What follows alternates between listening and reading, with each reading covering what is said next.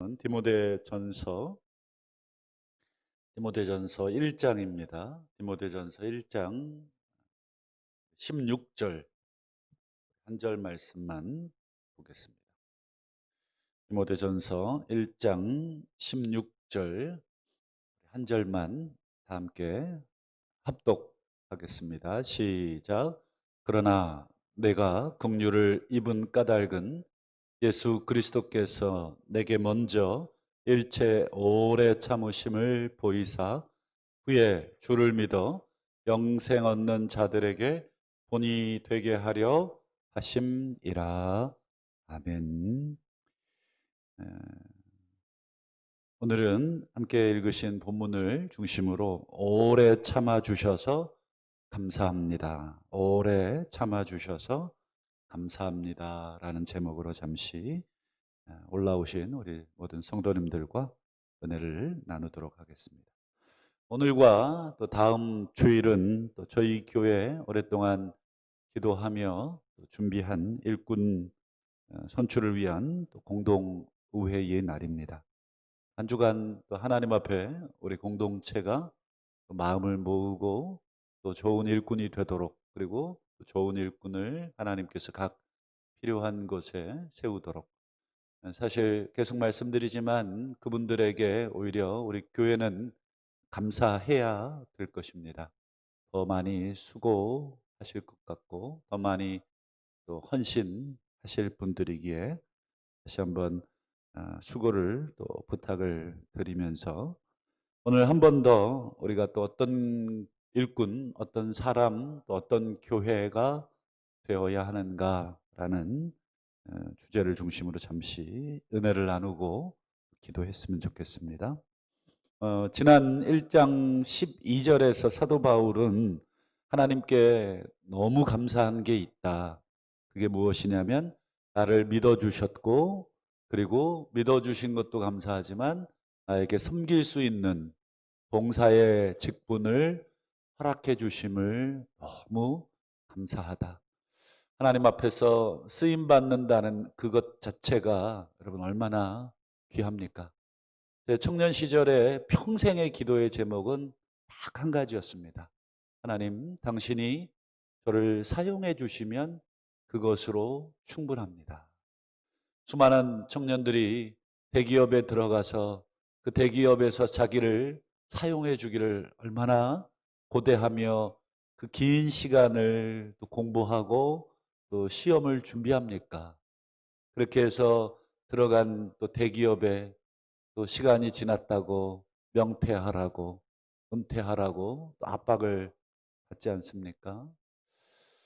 그것도 의미가 있고 그것도 우리가 필요한 일이지만, 정말 궁극적으로 우리가 필요한 것은 하나님이 나를 써주셔야 한다 하는 것이 우리 인생의 궁극적 목적이 아니겠습니까? 그런 면에서 사도 바울은 너무 감사하다. 나를 믿어주심도, 그리고 직분 주심도. 사실 사도 바울은 자신이 그런 은혜, 하나님이 믿어주시는 은혜, 하나님이 자신에게 봉사할 수 있는 직분을 주시는 은혜를 받을 만한 자격이 하나도 없다는 것을 바울은 늘 인식을 했고 고백을 했죠.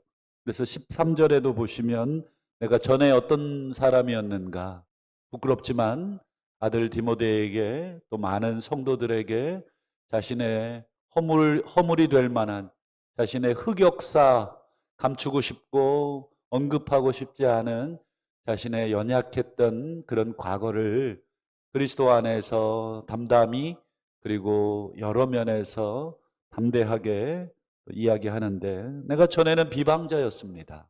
내가 전에는 박해자였고 전에는 폭행자였습니다. 사람을 죽이는 데까지 자기가 앞장서 스데반을 죽일 때에 그 현장에 자기가 있었고, 수많은 예수 믿는 사람들을 잡아 죽이는 데에 자기가 우두머리 역할을 했던, 자기가 직접 손으로 사람을 죽이지 않았다 할지라도 자기가 옆에서 그것을 방조한 살인자와 방불하다 하는 것을 사도 바울은 너무 잘 알고 있었죠.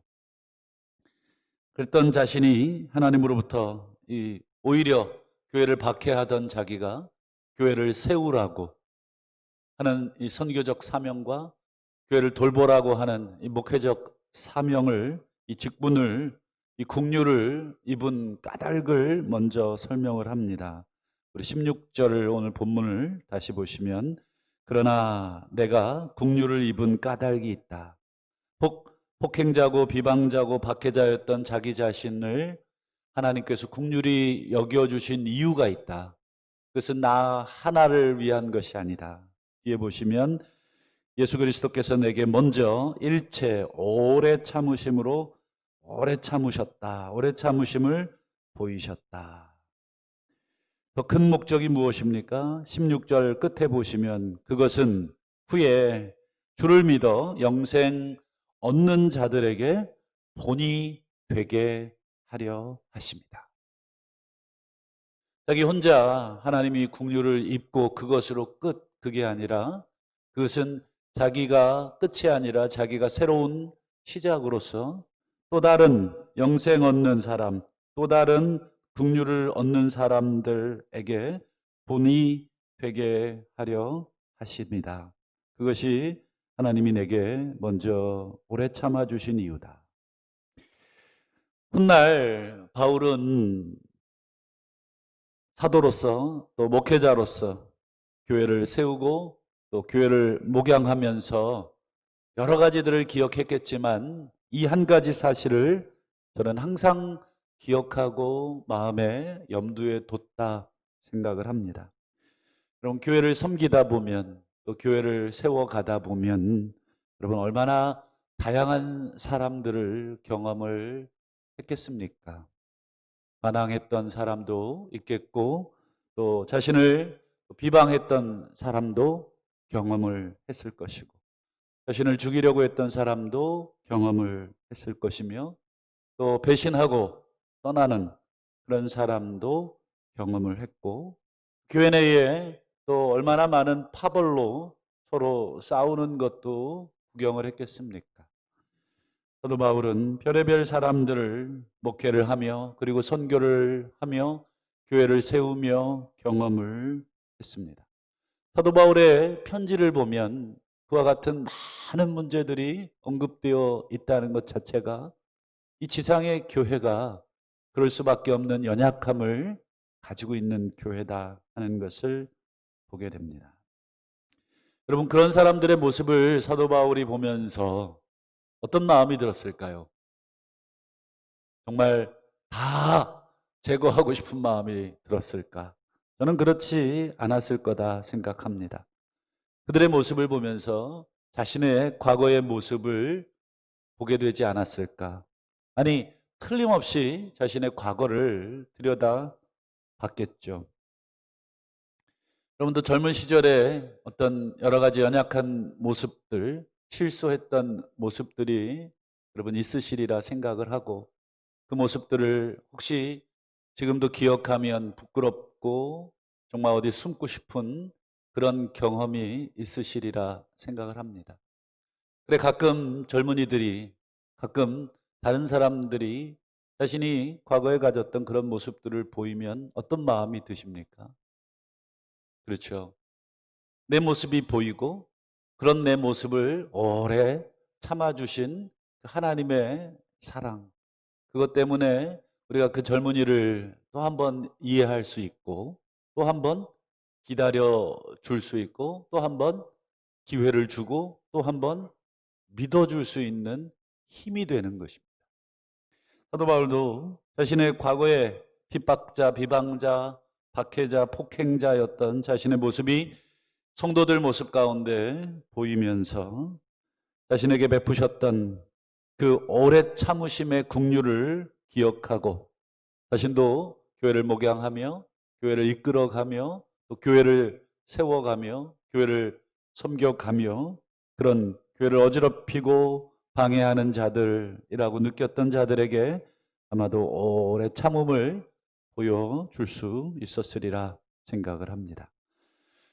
성령의 9가지 열매, 사희, 화오, 자양, 중온절, 저는 이렇게 외우고 있는데 여러분 성령의 9가지 열매라 그래서 여러분 9가지라고 쭉 나와 있지만 실제로 여러분 그 주어가 되는 성령의 열매는 열매들이 아니라 성령의 열매입니다. 이 카르포스라고 하는 이 단어는 남성 단수로 되어 있는 단어입니다. 왜 뒤에 9개나 나오는데 여러분 주어는 하나로 되어 있습니까? 성령의 열매들은 사랑과 희락과 화평과 자비와 양성과 온유와 뭐 이렇게 나가야 문법적으로도 맞고 문장이 맞습니다. 그런데 원문에 보면 성령의 열매 단수 하나고 그리고 9개가 나옵니다.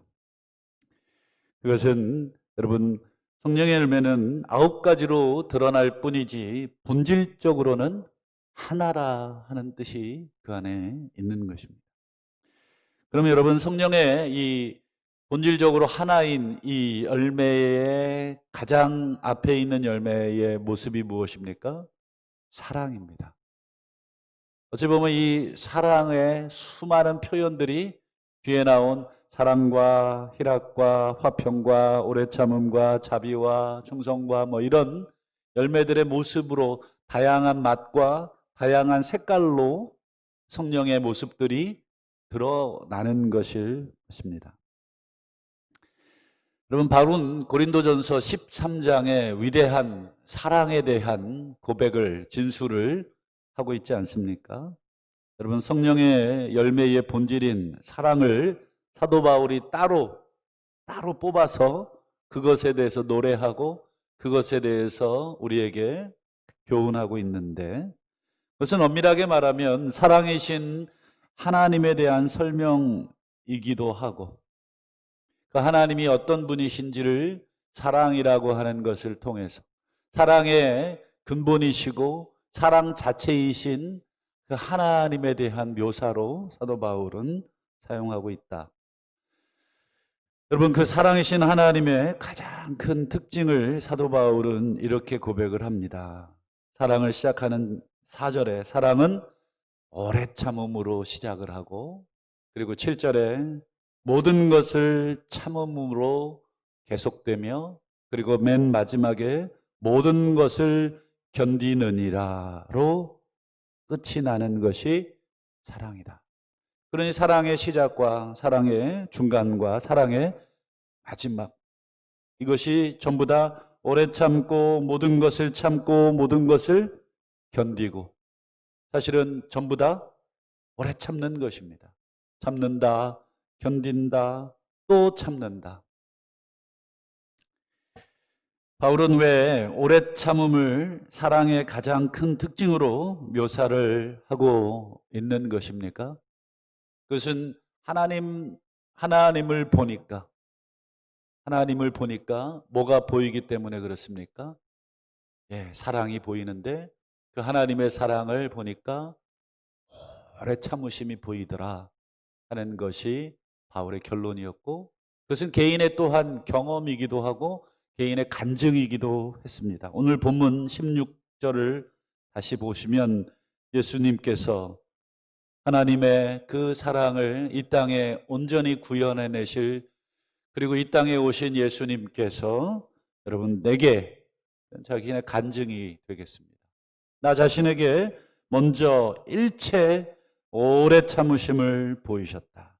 일체라고 하는 것은 모든이라고 하는 단어입니다. 그냥 오래 참음이 아니라 모든 오래 참음을 보여주셨다. 사도 바울의 이 경험 속에 하나님의 그 오래 참으심, 모든 일체의 오래 참으심을 사도 바울은 분명하게 기억을 했던 것입니다. 여러분 교회는 또 가정은 여러분 무엇으로 세워지던가? 여러분 자녀들을 양육하실 때 또 가정을 세우실 때 아내로서 또 엄마 아빠로서 또 남편으로서 여러분 지금까지 가정이 깨지지 않을 수 있었던 것은 아마도 그것은 오래 참아 주셨기 때문에 아내가 되셨든 남편이 되셨든 부모가 되셨든 또 자녀가 됐든 또 함께 하는 가족 공동체를 향해 100%다 마음에 들어서 함께 사는 사람은 많지 않을 것입니다. 여러 가지 불만이 있고 여러 가지 나와 맞지 않고 성향이 다르고 성품이 다르고 생활 습성도 다르고 사고하는 방식도 다르지만 우리가 오래 참아줌으로 가정을 지킬 수 있었던 것처럼 교회도 여러분 오래 참음으로 세워지는 것입니다. 그리스도의 오래 참음을 경험한 자만이 또한 다른 성도들을 향해 오래 참음을 우리가 베풀 수 있는 것입니다. 여러분, 이 수많은 사람들이 어찌 다 나에게 맞출 수 있겠습니까? 그것은 불가능한 것입니다. 모든 사람들이 내가 원하는 대로 해주기를 기대하는 것은 정신병자입니다. 그런 면에서 여러분, 내가 원하는 대로 해주지 않는다. 내가 원하는 모습, 내가 원하는 어떤 방향, 이런 것들을 해주지 않는다고 날마다 분노하고 날마다 싸우는 그런 성도들이 가득한 곳이 교회입니다. 그런 교회를 향해 우리가 어떤 모습을 받아야 하는가? 정말 그리스도께서 우리에게 일체 오래 참음을 보여주셨다는 여러분 그 간증이 우리 안에 있으시거든. 그 믿음의 비밀이 있으시거든. 오늘도 또 앞으로도 우리가 만나게 될 수많은 다양한 그리고 그 다양함이 때로는 나에게 유익이 되지만 때로는 나에게 방해가 되는 것 같은 그런 생각이 들 때라도 그리스도께서 우리를 향해 또 교회를 향해 오래 참아 주셨던 것처럼 우리도 그렇게 오래 참으심으로 우리 그리스도의 몸인 공동체와 교회를 또 세워가는 일에 하나님이 나를 충성되이 여겨 그 직분을 맡겨주신 줄로 믿고 오늘 하루도 감사하시고 또 하나님이 내게 그 일을 하라고 또 부르시거든. 아니 부르시지 않는다 할지라도 하나님 내가 주님 앞에 쓰임받고 싶습니다. 라는 그 간절함을 가지고 내가 어떻게 섬길까라고만 한다면 하나님이 나를 통하여 또 우리를 통하여 영광 받으실 줄을 믿습니다.